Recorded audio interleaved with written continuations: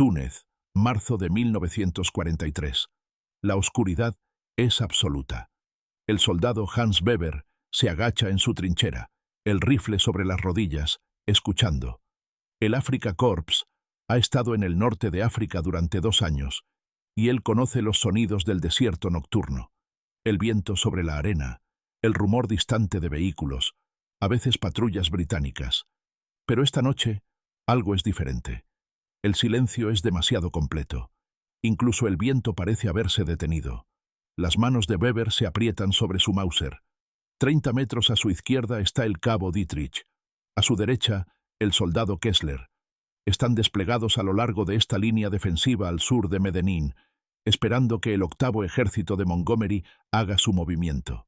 Entonces los ve. No los oye. Los ve.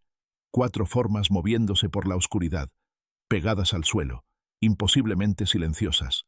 Weber contiene la respiración. Son pequeños, estos soldados, mucho más pequeños que las tropas británicas contra las que ha luchado antes. Se mueven como sombras, como si fueran parte del desierto mismo. Uno de ellos pasa a 10 metros de su posición. Weber no se mueve, no puede moverse. Todos sus instintos le gritan que dispare, que dé la alarma, pero algo más profundo lo mantiene congelado. Estos hombres se mueven con una confianza que lo aterroriza. Saben que está allí, está seguro. Lo saben, y han decidido que no vale la pena matarlo todavía. Las formas desaparecen en la oscuridad hacia las líneas alemanas.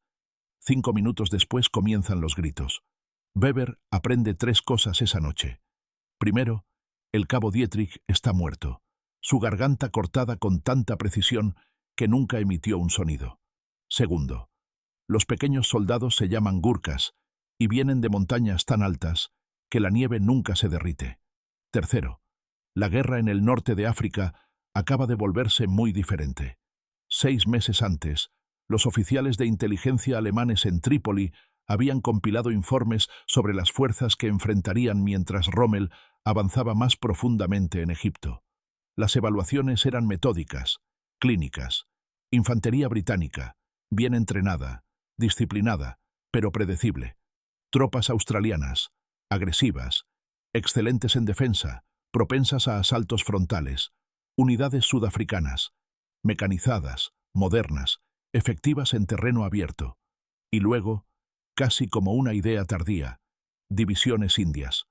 El resumen de inteligencia era desdeñoso. Tropas coloniales, anotaba, reclutadas de pueblos sometidos, probablemente con problemas de moral, educación limitada, pueden quebrarse bajo presión sostenida. El teniente Friedrich Müller, leyendo estos informes en su tienda de comando fuera de Tobruk, había asentido de acuerdo. Había luchado en Polonia, en Francia. Sabía cómo lucían los soldados reales. Eran alemanes altos y bien alimentados, o al menos europeos. La idea de que hombres pequeños de montañas asiáticas pudieran igualar a la infantería alemana parecía absurda. Los primeros soldados alemanes en encontrar gurkas en combate fueron parte de la 21ª División Panzer que sondeaba posiciones británicas cerca de Sidi Barrani en diciembre de 1941. Una compañía de infantería alemana avanzó sobre lo que parecía una posición ligeramente defendida. La encontraron defendida por una compañía del 2º Batallón, 7º Regimiento de Fusileros Gurka. El teniente Klaus Zimmermann lideró el asalto. Su informe posterior a la acción, presentado 3 días después, era notablemente diferente en tono de las evaluaciones anteriores. Los soldados enemigos, escribió, medían aproximadamente 160 centímetros de altura. Vestían uniformes británicos, pero luchaban con una ferocidad que no había encontrado previamente. No se retiraban cuando eran flanqueados. No se rendían cuando eran rodeados. En un caso, un soldado gurka herido, ambas piernas destrozadas por fuego de ametralladora, continuó disparando hasta morir. La compañía alemana tomó la posición. Les costó 43 bajas desalojar a 78 defensores.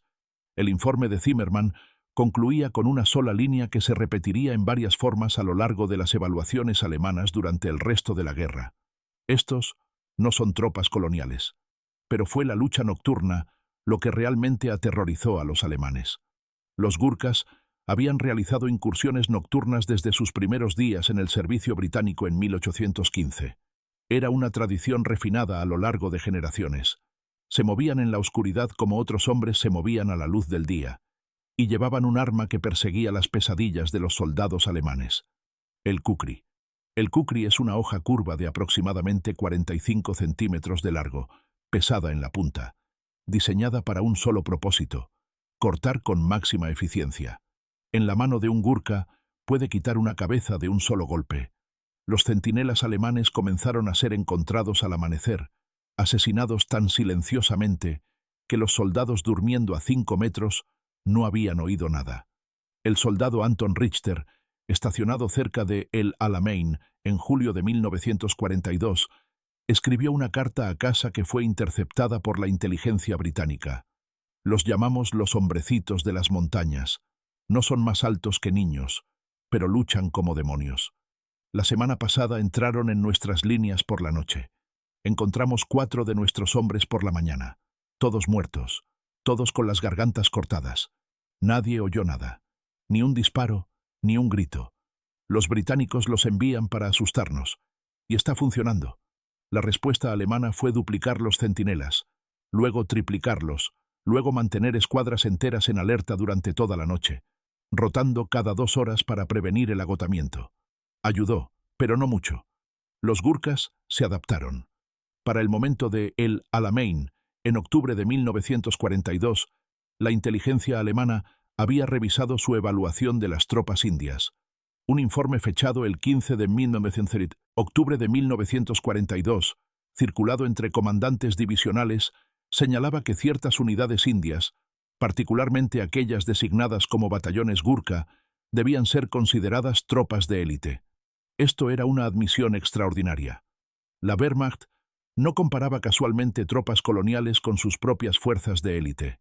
El respeto nació de la experiencia acumulada, batalla tras batalla.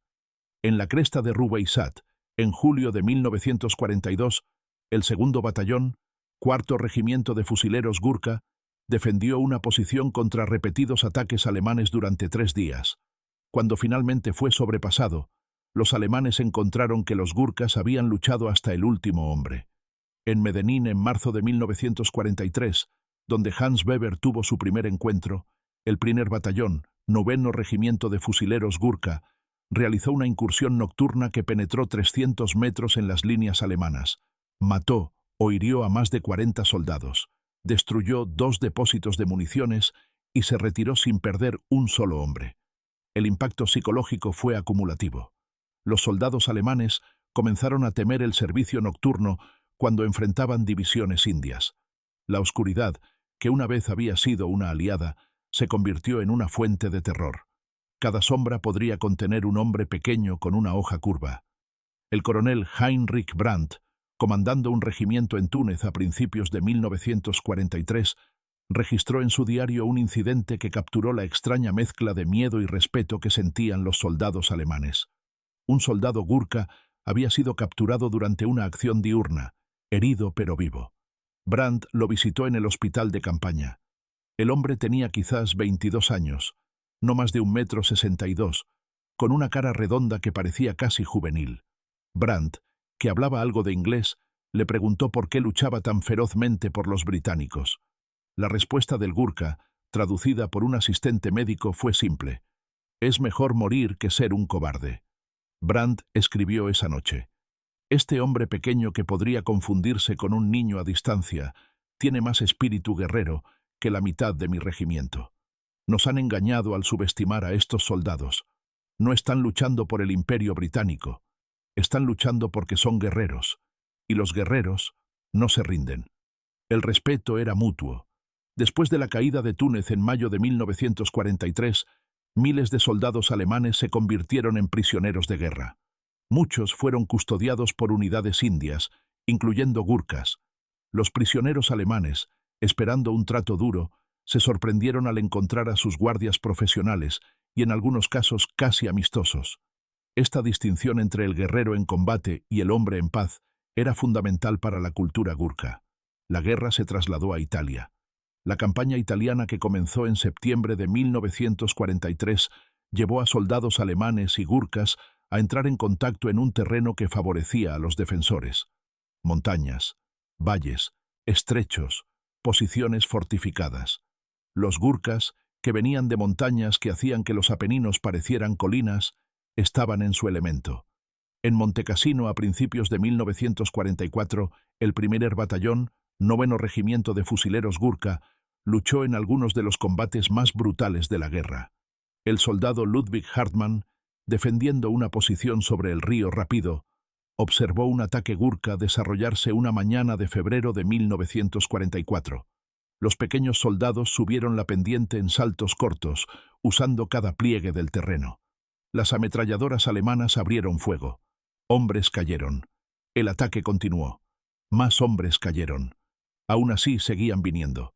Hartmann, que había luchado en el frente oriental y pensaba que lo había visto todo, estaba conmocionado.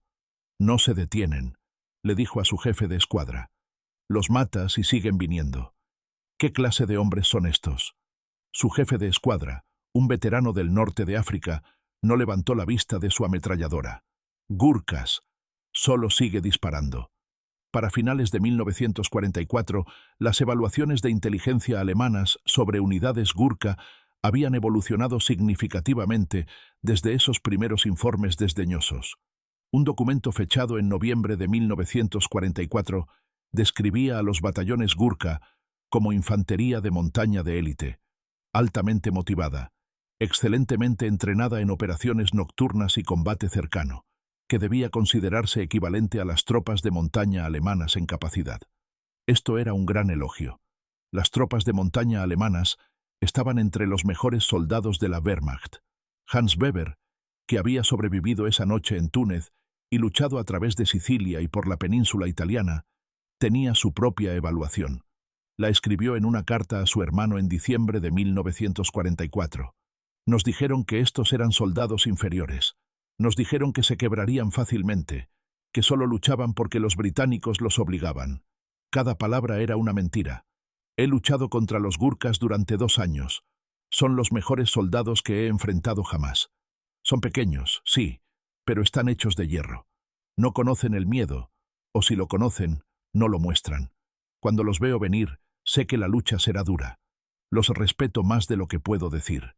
En abril de 1945, mientras las fuerzas alemanas en Italia comenzaban su rendición final, miles de soldados de la Wehrmacht se encontraron siendo procesados como prisioneros por fuerzas aliadas que incluían divisiones indias. Hans Weber, herido en la línea gótica y recuperado lo suficiente para caminar, se encontró en un punto de recolección de prisioneros custodiado por hombres del 2º Batallón, 7º Regimiento de Fusileros Gurka. Uno de los soldados Gurka, un sargento llamado Dil Bahadur, hablaba algo de alemán. Se acercó a Weber, quien se tensó, recordando las incursiones nocturnas, los asesinatos silenciosos, el miedo. Dil Bahadur sonrió. La guerra ha terminado. Ustedes lucharon bien. Sus soldados fueron valientes. Weber, sorprendido, solo pudo asentir. Somos soldados, continuó Dil Bahadur. Entendemos a los soldados. Usted cumplió con su deber. Nosotros cumplimos con el nuestro. Ahora ha terminado. Los alemanes habían comenzado la guerra con suposiciones sobre superioridad racial e inferioridad de las tropas coloniales. Los gurkas, a través de sus acciones en batalla tras batalla, habían destrozado esas suposiciones completamente. Lo habían hecho no a través de propaganda o ideología, sino a través del método más simple y más innegable posible. Se habían probado a sí mismos en combate.